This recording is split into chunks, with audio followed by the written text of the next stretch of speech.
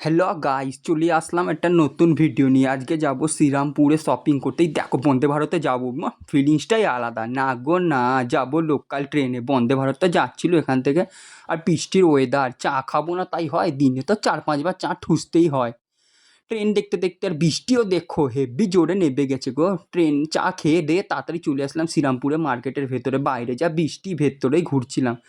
কমা মাত্রই চলে গেলাম একটা শপিং মলের ভেতরে। এইদিকে আবার বলছে নাকি 7,000 টাকার শপিং করলে 99 টাকার কাপলেট টাকা বলছে 600 টাকার ফ্রি দেবে। আমরা যেন বুকাচুদা আছি দেখে মনে করছে।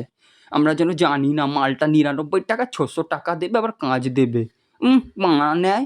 চলে আসলাম ওখান থেকে। শাড়ি মাড়ি দেখো, কালেকশান কি সুন্দর শাড়ির কালেকশান, সব মেয়েদেরই জিনিস ছিল।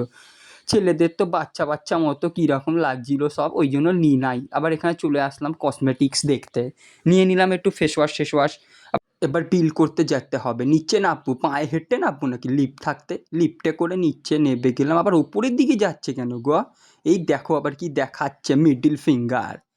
ওহ, ওপরে চলে আসছি। আবার নিচে যাওয়ার কথা, চলে আসলাম দোতলায়। দোতলা থেকে আবার বলছি নিচে নামতে। এবার এখানে আমার জামা প্যান্ট দেখছিলাম, বিল পরে হবে। সালা হেভি সুন্দর সুন্দর কালেকশান ছিল, কিন্তু নি নাই। এখান থেকে বহুত দাম বলছিল গো। 999 টাকা, 299 টাকা, 150 টাকা করে দুটো জামা হয়ে যাবে আমাদের। জুতো দেখো বাচ্চাদের, এইটুকু একটু জুতো আমাদের হয়।